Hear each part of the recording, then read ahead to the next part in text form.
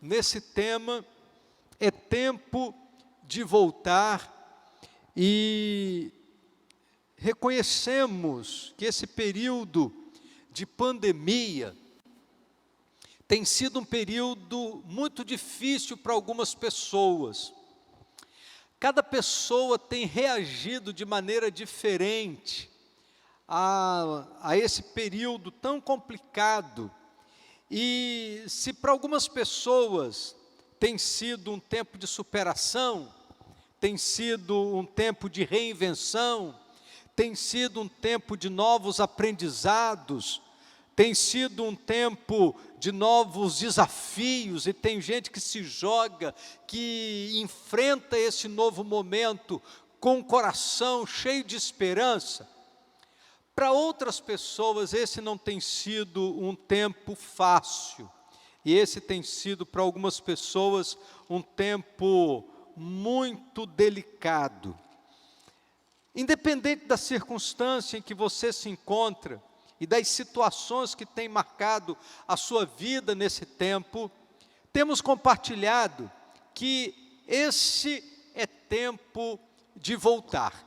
É tempo de voltar à comunhão da igreja, é tempo de voltar à palavra, é tempo de voltar à oração, é tempo de voltar os nossos corações para o mundo perdido. Tudo isso nós temos falado nessas últimas reflexões envolvendo esse tema. E hoje então nós queremos compartilhar desta mensagem de número 5, desta série, É Tempo de Voltar. E eu quero ler com os irmãos Neemias capítulo 2, verso de número 18. Neemias 2, verso 18 diz assim: levantemo-nos e edifiquemos, e fortaleceram as mãos para a obra. Você pode ler junto comigo, você de casa? Hoje nós estamos no culto online apenas, então é você de casa que vai ler junto comigo esse texto da palavra de Deus. É a parte final do verso 18 do capítulo 12 de Neemias, diz assim, vamos ler juntos? Levantemo-nos e edifiquemos, e fortaleceram as mãos para a obra. Eu gostaria de convidar você a pensar nessas expressões. Neemias diz, levantemo-nos, então ele não diz levantem-se, ou ele não diz vou levantar, ele diz levantemo-nos, porque todos nós precisamos reagir, todos nós precisamos nos mobilizar. Então Neemias diz, levantemo-nos e edifiquemos. Ele não diz edifiquem, ou eu vou edificar, mas ele diz edifiquemos. Este é um compromisso coletivo. E diz o texto, e fortaleceram as mãos para a obra. Eu gostaria que esta noite fosse para mim e para você um tempo de fortalecimento das nossas mãos. Se você está se sentindo abatido, se você está se sentindo enfraquecido na sua caminhada, se você está desanimado, eu quero convidá-lo a esse fortalecimento. Diz a palavra de Deus, e fortaleceram as mãos para a obra. Eu creio, querido, que há uma similaridade entre o que Neemias está vivendo nesse momento da reedificação da cidade de Jerusalém, com aquilo que nós estamos vivendo. Sendo que o tempo é muito diferente. A cidade de Jerusalém, ela foi destruída por Nabucodonosor, o povo foi levado cativo para a Babilônia, e de acordo com a palavra do profeta Jeremias, eles deveriam permanecer na Babilônia por 70 anos. Vencidos os 70 anos, a primeira iniciativa de volta, de retorno para a cidade, aconteceu através de Zorobabel. E aquele primeiro momento não foi ainda o momento da reedificação. E o texto da palavra de Deus, nos capítulos 1 e 2 do livro de Neemias, vai narrar esse momento, quando Neemias ouve de Anani, seu irmão, as notícias a respeito da cidade de Jerusalém. A Bíblia diz que Anani chega trazendo notícias, e as notícias eram desanimadoras. Você imagina uma cidade que havia sido destruída por um exército inimigo, queimada, as casas, os muros, o templo, tudo destruído. Agora, a palavra de Deus nos diz que os jovens, aqueles que tinham maiores condições, foram levados cativos para a Babilônia, lá vão permanecer durante 70 anos. Quando Neemias chega de volta a Jerusalém, ele encontra uma cidade devastada. Estava devastada fisicamente, porque estava tudo destruído. A palavra de Deus nos diz que Neemias faz uma inspeção. Ele chega na cidade, ele não se anuncia, mas ele vai fazer uma inspeção, e ele vai descobrir que havia uma desolação. Além da destruição física dos muros, das casas, do templo, além dessa destruição física, o povo estava sem esperança. O povo estava sem capacidade de reagir. E a palavra de Deus nos diz que Neemias esteve ali durante 3 dias. Capítulo 2, verso 11, a palavra de Deus nos diz que por 3 dias Neemias esteve ali, olhando aquela situação, levantando com algumas poucas pessoas para perceber o que estava acontecendo, e ele percebe que a cidade de Jerusalém estava completamente destruída. Mas agora era tempo de reedificar. E nesse capítulo 2, verso de número 18, o texto da palavra de Deus começa dizendo que Neemias reúne as pessoas e ele declara para as pessoas como a mão do Senhor lhe fora favorável. Como Deus abriu as portas para que Neemias pudesse receber os suprimentos necessários para aquela reconstrução. Como Deus abriu as portas com as cartas que Neemias recebeu para que pudesse chegar até Jerusalém. Como que ele pôde chegar ali, e agora ele traz uma palavra de encorajamento para as pessoas da cidade. Ele diz: levantemo-nos e edifiquemos. E fortaleceram as mãos para a obra. Eu creio, queridos, que a situação do nosso momento é muito parecida, ainda que nós não tenhamos o nosso espaço físico destruído, ainda que nós não tenhamos os muros, né, da nossa igreja destruídos no sentido físico, existe uma similaridade no sentido emocional. Muitas pessoas estão se sentindo como estavam se sentindo as pessoas da cidade de Jerusalém naquele momento da história. Muitas pessoas estão sem esperança, muitas pessoas estão abatidas, muitas pessoas estão com medo. E eu quero trazer à sua memória as palavras de Neemias. Está na hora de levantar, está na hora de reagir, está na hora de edificar, está na hora de sermos fortalecidos pelo Senhor e pela força do seu poder, está na hora de nós darmos as mãos, está na hora de nós voltarmos. Quando eu penso na igreja, eu lembro que a igreja é ao mesmo tempo uma organização, mas é também um organismo. Enquanto organização, a igreja tem a sua estrutura, a sua hierarquia, os seus sistemas administrativos, e essas coisas são necessárias para que a igreja possa cumprir o seu papel e permanecer saudável diante das nossas obrigações. Mas enquanto organismo, a igreja tem vida. Enquanto organismo, a igreja tem funções. Enquanto organismo, a igreja tem mobilidade. Enquanto organismo, a igreja está interagindo com as necessidades uns dos outros, na expectativa de sermos instrumentos de Deus para suprir as necessidades uns dos outros. Hoje nós estamos vivendo um tempo, um dia muito especial, desde de manhã, durante toda a tarde, nós estivemos aqui com o pessoal do Ministério de Ação Social, e foi um movimento maravilhoso, a montagem das cestas, e a animação, a alegria do trabalho, foi contagiante ver todo o Ministério de Ação Social mobilizado na montagem das cestas, e alegrando-se com os recursos que você pôde dedicar, e lógico que a igreja ofereceu ao Ministério de Ação Social todos os recursos para que o ministério pudesse desenvolver o seu trabalho, mas foi um dia de muita oração, foi um dia de muita gratidão a Deus, e agora à noite está sendo um dia de muita gratidão por parte das famílias que estão vindo e recebendo aqui a cesta de Natal. Mas tudo isso porque a igreja é um organismo vivo. E quando nós pensamos que é tempo de voltar, eu gostaria de pensar em algumas coisas muito específicas.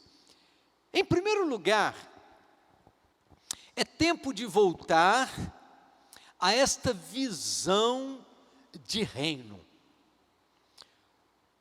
É tempo de voltar à visão de reino. O reino de Deus é muito mais do que eu e você, é muito mais do que a nossa igreja. O conceito de reino é muito mais abrangente do que uma ou outra denominação. O reino de Deus são todos nós, embora com funções diferentes, mas cooperadores da mesma obra que Deus tem colocado em suas mãos.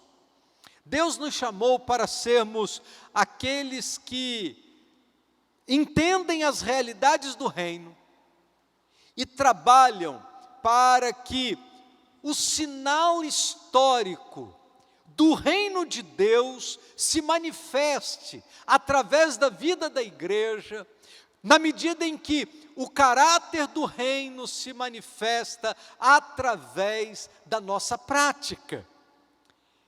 Isso quer dizer que as pessoas do mundo, quando olham para a nossa vida, nossa maneira de viver,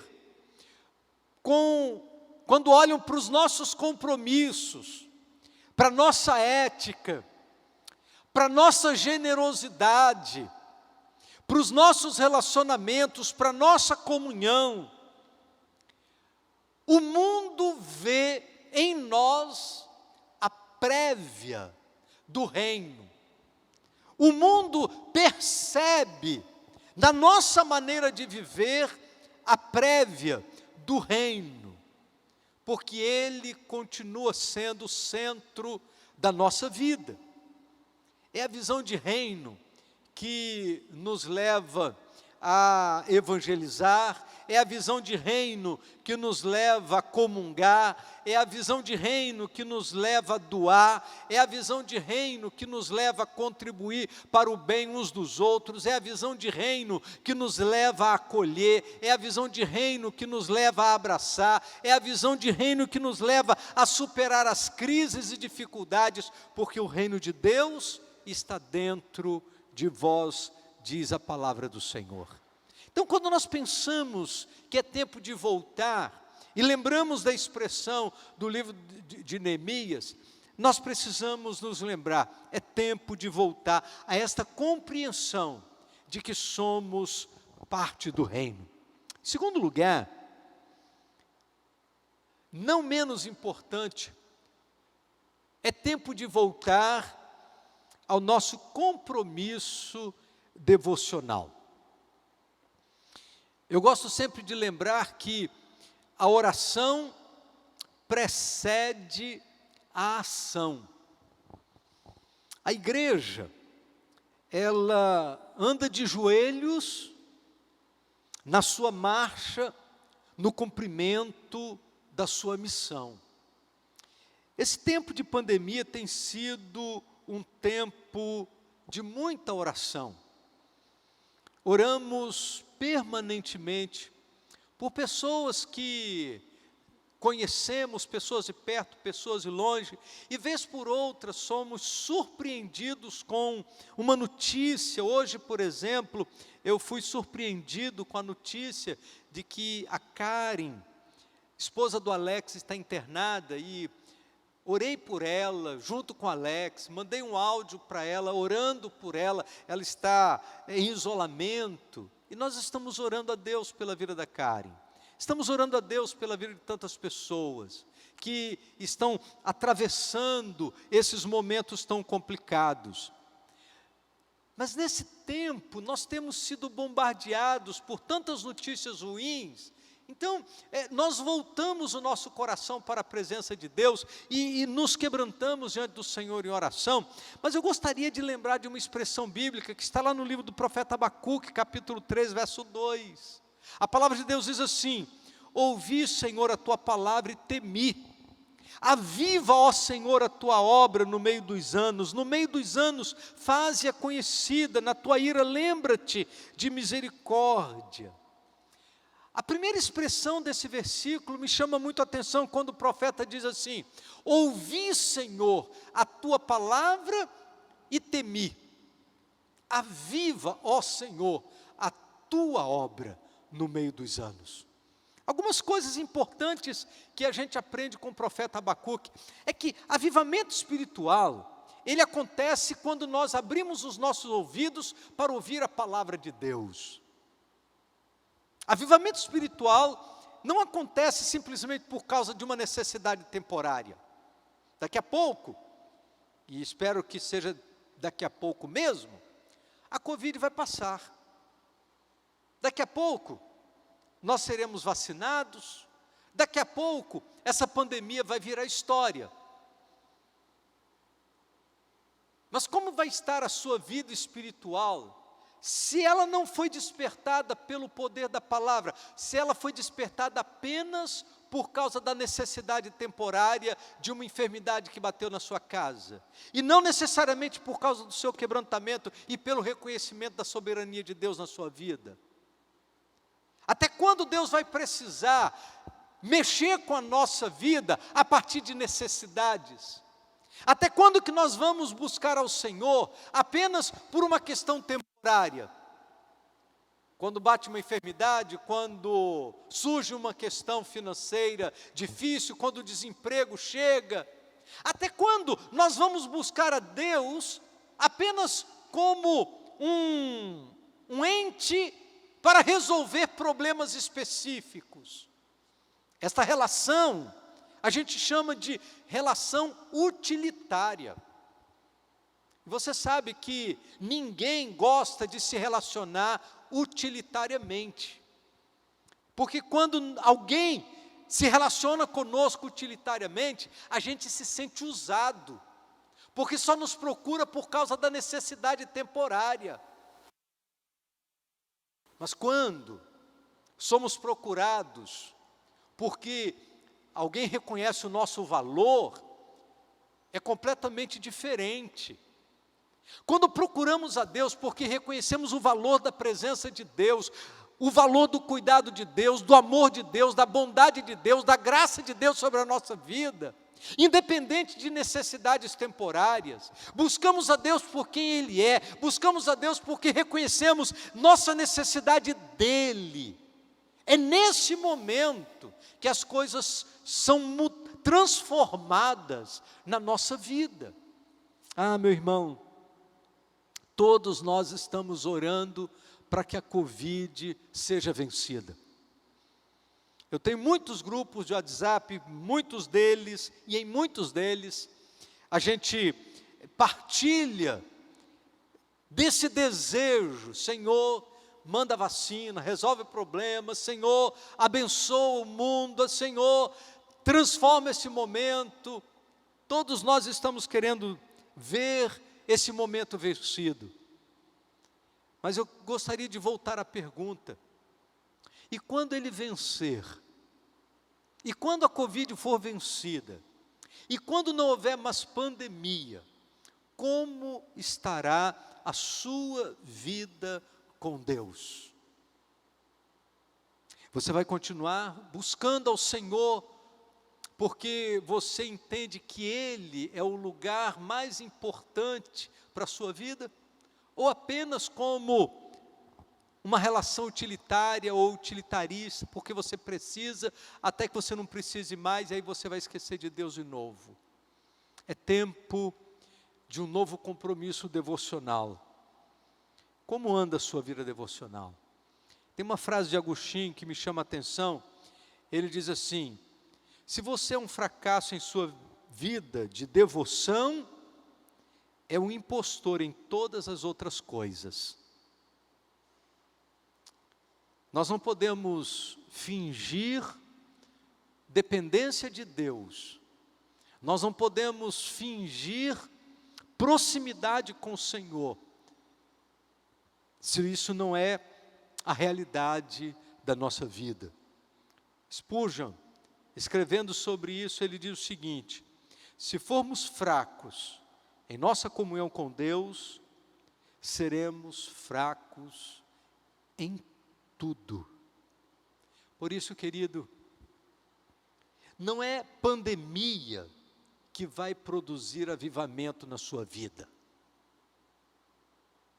O que produz avivamento é comunhão com a palavra, é vida prostrada no altar.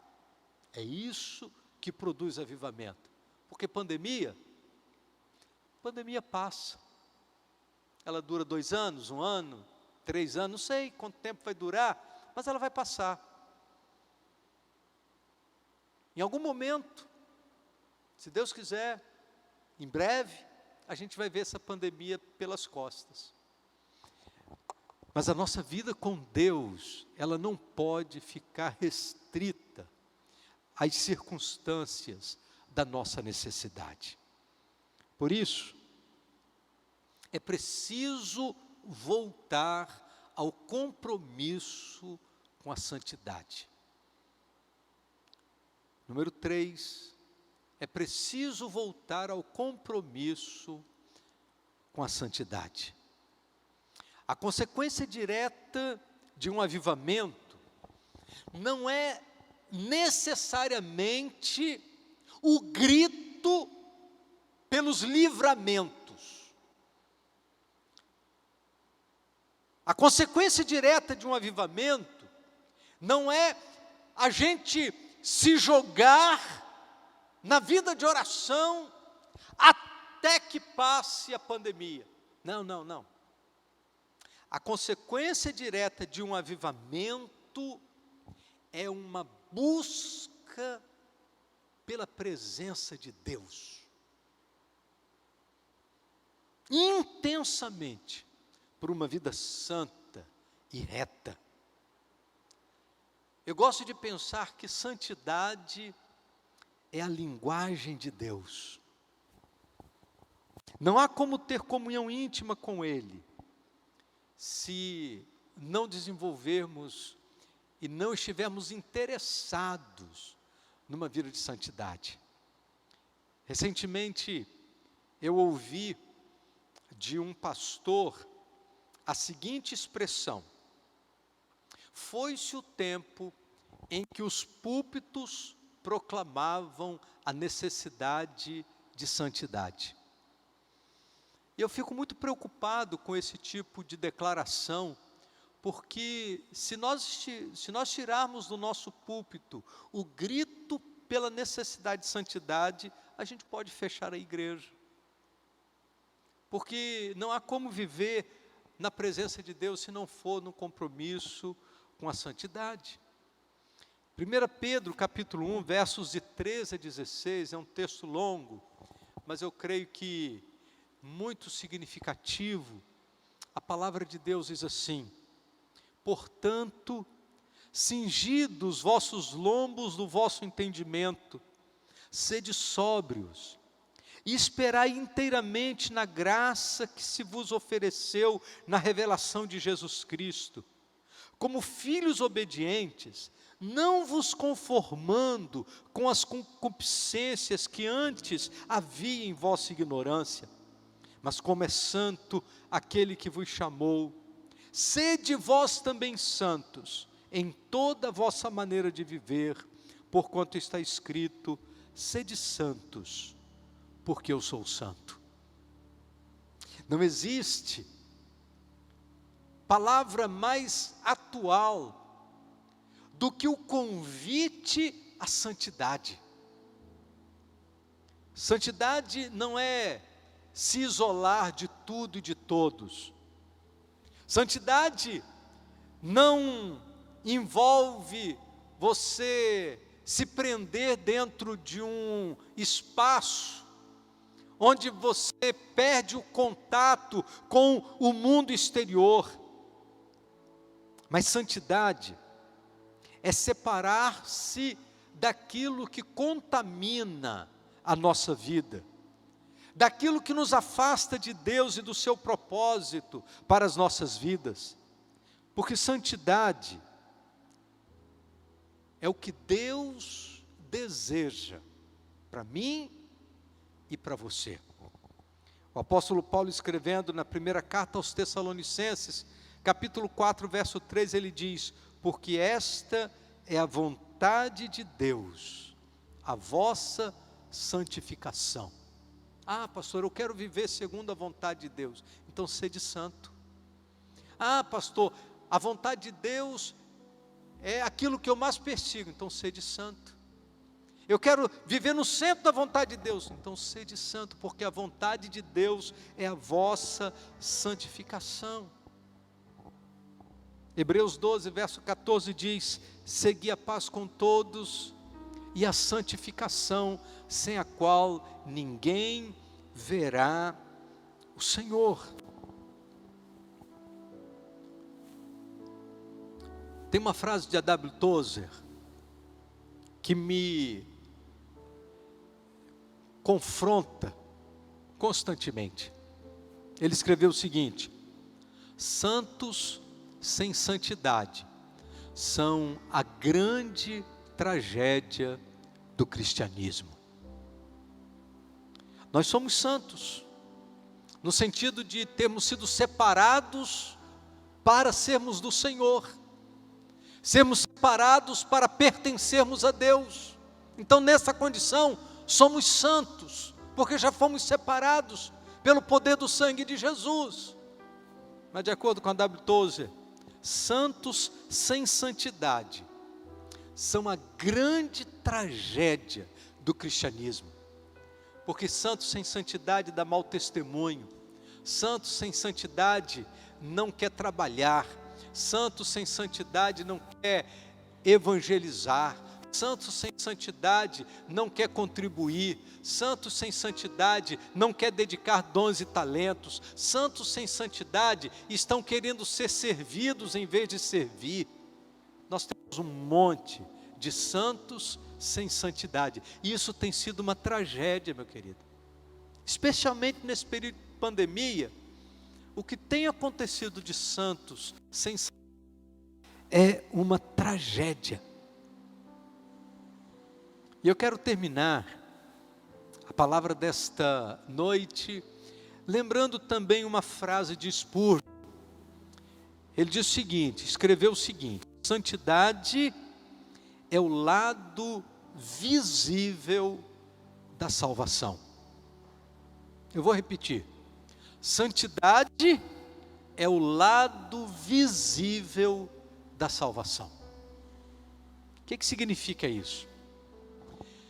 Que ninguém pode medir a salvação de ninguém, porque envolve uma convicção pessoal. Salvação é algo entre você e Deus. Mas a minha vida de santidade é um testemunho público de que o meu nome está escrito no livro da vida. A minha vida de santidade é a forma visível das pessoas chegarem à conclusão: de fato, ali vai um homem, ali vai uma mulher que anda nos caminhos do Senhor. Santidade é o lado visível da salvação. A nossa oração nesta noite de quarta-feira, que você entenda que esse é o momento de voltar, e que, como Neemias, disse para o povo de Israel naquele momento de reconstrução: é tempo de levantarmos. Ele disse: levantemo-nos e edifiquemos. E fortaleceram as mãos para a obra. Ah, meu irmão, levantemo-nos. Você que está prostrado, você que está desanimado, você que está achando que não tem condição de avançar, é hora de levantar, é hora de reagir, é hora de erguer, é hora de estender a mão àquele que está caído e levantar. Levantemo-nos e edifiquemos. É tempo de edificarmos uns aos outros. E diz o texto: e fortaleceram as suas mãos para a obra. Agora é o momento de nós nos fortalecermos. Agora é o momento de nós nos ajudarmos. Agora é o momento de nós nos reunirmos. Agora é o momento. É tempo de voltar. E a nossa oração é que esta palavra da parte do Senhor para o seu coração possa lhe provocar fortalecimento, encorajamento espiritual, para que a gente possa, de fato, nos levantar, edificar e sermos fortalecidos pelo Senhor. Que Deus abençoe sua vida. E nesse momento final da mensagem, eu gostaria de aproveitar para falar algumas coisas sobre as nossas próximas atividades. Próximo domingo, estaremos reunidos às 10 horas da manhã. Será um tempo muito especial de adoração ao Senhor. A mensagem em torno da entrega da nossa mirra. Não perca a última mensagem em torno do texto de Mateus 2,11. À noite, nós teremos a participação do Ministério Amar, na verdade, dos voluntários do Ministério Amar, num culto de Natal. Então será um tempo muito especial no próximo domingo, às 10 horas da manhã e às 19 horas. Na outra quarta-feira estaremos cultuando ao Senhor online. E aí vem o dia 25. 25 é dia de Natal. E há uma tradição da nossa igreja. No dia 24 nós fazemos o culto em família. O boletim tem esse tema, o tema desse momento. Jesus Cristo é o motivo. Então, o culto da família vai estar centrado em Jesus. Domingo agora, nós vamos distribuir os boletins para o culto da família.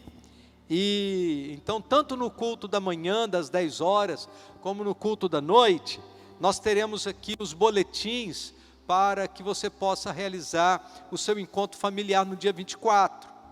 Eu sei que algumas famílias não vão fazer aquela aglomeração, reunir filhos e tios e avós e tal, por conta desse momento de pandemia. Algumas famílias não vão fazer um grande evento nas suas casas, mas de qualquer forma, nós vamos nos reunir, ainda que em ambientes menores, as famílias vão se reunir. E aí você vai poder levar quantos boletins forem necessários para o seu Natal em família. Dia 24, Natal em família. Dia 25, Natal na igreja. Então, sexta-feira, dia 25 de dezembro, nós estaremos aqui juntos, celebrando a Jesus, adorando ao Senhor, porque na plenitude dos tempos, Jesus veio ao mundo para trazer esperança para a humanidade. Então, eu gostaria desde agora compartilhar com você das atividades, desse final de semana e da semana que vem, para que juntos celebremos ao Senhor, adoremos ao Senhor na beleza da sua santidade. Será um tempo muito abençoador para a vida de todos nós. Vamos orar? É tempo de voltar. E é tempo de voltar com tudo, porque o Senhor está conosco. Nós não podemos nos esquecer disso. Ó Deus bendito, nosso Pai, muito obrigado, Senhor Deus, pela Tua palavra que compartilhamos nesta noite. O desafio de levantar, de edificar, de fortalecer Nós queremos pedir, Deus, em nome de Jesus, que o Senhor abençoe cada família, abençoe nossa igreja. Quem sabe, Senhor, esteja falando agora para pessoas que estejam desanimadas. Eu quero pedir, Deus, em nome de Jesus, que o Senhor abençoe para que possam se levantar. Ó Deus, não permita que ninguém seja vencido no seu ânimo nessa pandemia. A tua palavra nos diz: esforça-se e tem bom ânimo. Então, Deus, traga, Deus, um ânimo novo para aquele que está cansado, traga um ânimo novo para aquele que está caído, traga um ânimo novo para aquele que está pelo caminho, traga um ânimo novo, ó Deus, para aquele que está desanimado. Porque nós cremos, ó Deus, que é tempo de voltar. E nós pedimos, Deus, que o Senhor desperte o nosso coração. Aviva, Senhor Deus, a tua obra no meio do teu povo. E oramos, ó Deus, para que o Senhor continue usando a nossa vida para o louvor da tua glória.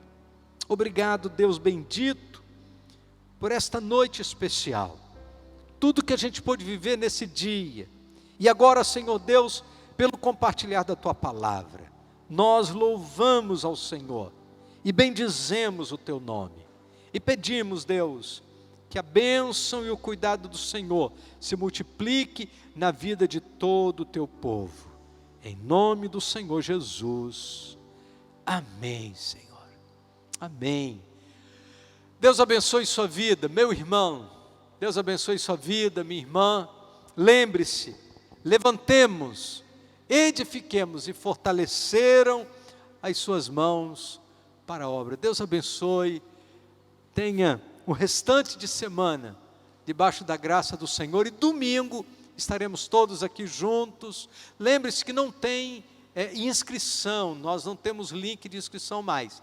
Venha domingo às 10 horas para juntos celebrarmos ao Senhor e adorarmos ao Senhor na beleza da sua santidade. Deus te abençoe.